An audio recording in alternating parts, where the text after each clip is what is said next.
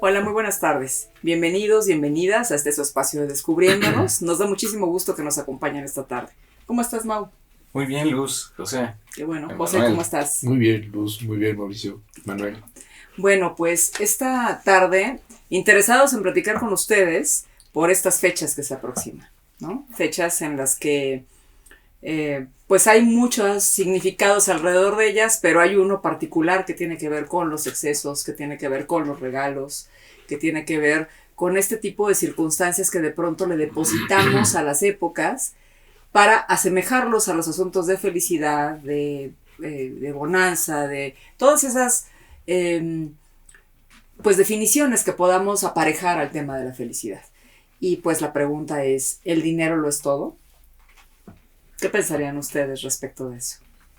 Pues que desde el principio, desde cómo está planteado la pregunta, y que tiene que ver precisamente como lo estabas planteando, ¿no? Esta idea de excesos, de cosas en donde, digamos, se nos ha querido vender la idea de que la felicidad es regalar cosas que debes de comprar y que de alguna forma son fiestas que en la medida en que gastas, en que hay excesos, en que hay toda una serie de cuestiones, es que te la puedes pasar mejor, ¿no? Entonces, este sentido de hacer suponer que, o sea, sin duda, el que tengas el dinero suficiente para resolver tus problemas económicos, para no vivir con angustia, para toda una serie de cosas, pues sí, es un elemento muy importante en la vida. Sí, solo sí está, digamos, acompañado de ese tipo de cosas. El primero en darse cuenta de que el dinero estaba medio raro, o sea, fue Carlos Marx, que habló del fetichismo de la mercancía. ¿Y cuál es el fetichismo de la mercancía? El dinero. Porque estrictamente, digamos, en cualquier relación comercial que tenemos, en el fondo es un trueque, en donde das una mercancía por otra mercancía, das dinero por otra serie de mercancías. Cada mercancía está puesta ahí y subsume mucho trabajo, lo mismo que obtener ese dinero. Y entonces el fetichismo de la mercancía lo propone como esta cuestión de darle al dinero algo que no es, o sea, que no es solamente un instrumento de intercambio, sino que también hay que atesorarlo, hay que guardarlo, esto que estamos hablando de las fiestas, ¿no? De que si gastas mucho, necesariamente eso en donde tiene mucho dinero, pues se inviste de esa parte fetichista, de esa parte de todos esos montos, ¿no? Que está puesto en el dinero. Entonces, también creo que fue Sabater que decía que cuando, digamos, cuando hay pobreza de una apuesta intelectual, de ser imaginativo, creativo y todo, la felicidad es muy cara. Porque necesitas pagar por todo aquello que tú eres incapaz de producir, de poner en toda esa serie de escenas. Entonces, bueno, pues es lo que se me ocurre. ¿Tú qué piensas respecto a este tema del asunto del dinero, Mau? Porque, digo, ahorita lo estamos colocando en función de lo que tiene que ver con el tema de, pues, las épocas decembrinas que finalmente están ahí como muy, pues, muy vistas desde el asunto de estar regalando, desde el asunto de lo que se tiene que estar demostrando a los otros, ¿no? Finalmente estas épocas están muy cargadas de cómo demostrar mi agradecimiento, claro, cómo demostrar mi cariño, cómo demostrar mi afecto, y entonces todo eso siempre pues tiene que ver con un asunto de dineros, ¿no? Bueno, solo una observación en relación a lo que plantea José. Sí estoy de acuerdo que, digamos, Marx fue el primero que teorizó sobre ese asunto, pero si nos vamos a la Edad Media ya se hablaba fácilmente de que el dinero era del demonio. Pero muy bienvenido, ¿no? Particularmente. El demonio azul. Claro. También, aparte. Pero a lo mejor, ¿no? No. No. ¿Eso no? No. Okay. ¿No? Okay. No. No es algo que sea teorizado del todo. Freud nos dejó algunas pistas ahí en relación a esto. Pero bueno, el dinero es esas condiciones que permiten divinizar cosas. O sea, esta cuestión que hemos insistido en algunos programas anteriores sobre qué es esto de la libido y es el monto de afecto y de cosas que le ponemos ahí. Y bueno, sin duda el dinero tiene un aspecto absolutamente fascinante en torno a esto. Posibilita libidinizar cosas. Eso es lo que me permitiría un chorro de cosas. Cuando pues en realidad a veces sí, como negar el poder que de alguna manera ejerce, pero muchas veces también no. Entonces creo que esta cuestión del dinero es esta situación un tanto tramposa en donde cómo negar lo que posibilita. Ah, claro que posibilita, pero que también es un engaño, ¿no? Todas estas moralejas, todas estas cuestiones morales que apuntan hacia que, bueno, el dinero no lo compra todo, en efecto, no lo compra todo, pero qué barbaridad, cómo posibilita libidinizar cosas. Entonces creo que sin duda hay un aspecto muy claro en donde un obsequio caro, costoso, evidentemente en un cierto ámbito puede tener un peso mucho mayor. Uh-huh. ¿Eso quiere decir que ese es el mejor de los regalos? Bueno, creo que no. Pero este poder de libidinizar cosas que tiene el dinero muy imaginariamente, pero que desde mi perspectiva opera, desde mi perspectiva también es un hecho. Pero ¿sabes qué? Sí, o sea, porque somos herederos y estamos con la cultura norteamericana muy cerca, ahí sí hay un tema que está muy fuerte, que es esta parte, por ejemplo, donde los ciudadanos norteamericanos no tienen el mismo peso y la misma importancia. Claro. Cada ciudadano pertenece a distritos electorales distintos y cada uno tiene mayor peso e importancia por lo que aporta desde el punto de vista económico. Entonces, los votos de la gente valen por el dinero que sus estados y sus distritos ponen en ese tipo de cosas. El propio Trump, no sé si recuerdan, que decía, yo soy un hombre que valgo, y dijo el monto de su fortuna, ¿no? O sea, él sí cree que él confunde el famoso asunto que Serrat nos enseña, ¿no? De confunde valor con precio. Entonces él se pone un precio y supone que eso subsume un valor, y no.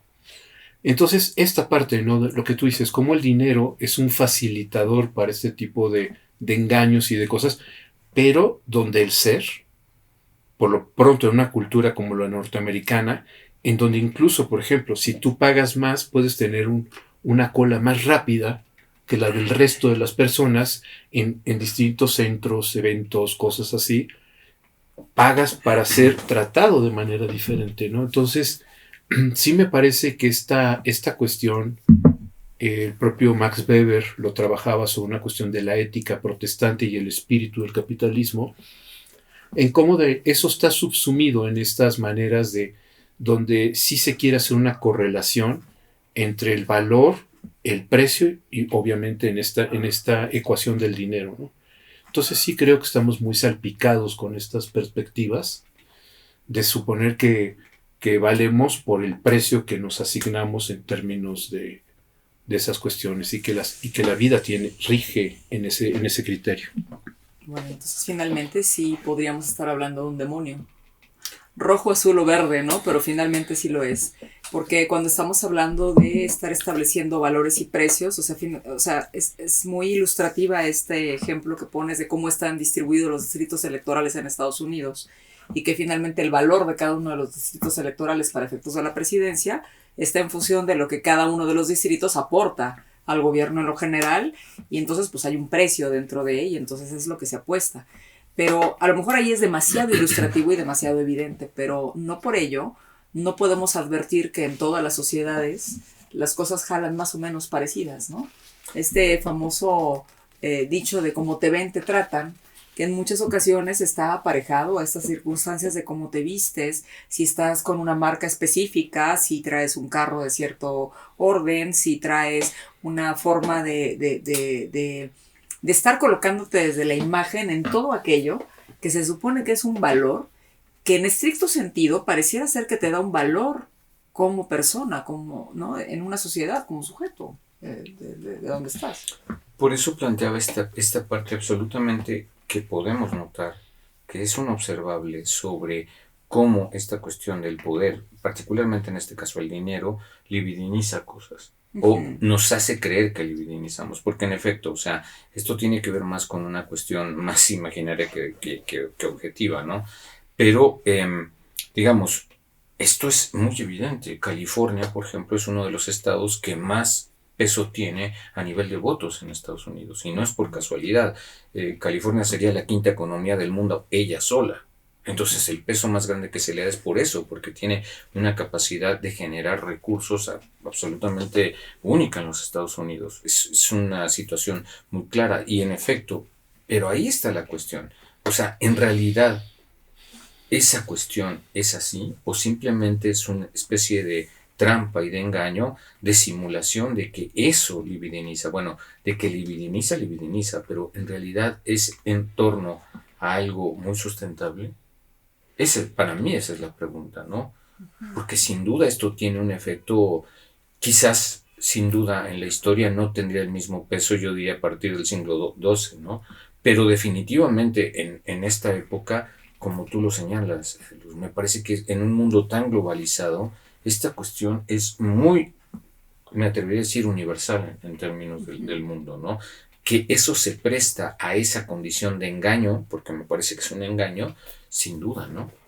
Creo que es importante que señalemos, para quien a lo mejor nos esté viendo hoy y no nos ha visto en otros programas, que este tema de hablar de libidinizar es como colocar un monto de afecto, como si fuera una cantidad de afecto específico a algún objeto en el mundo.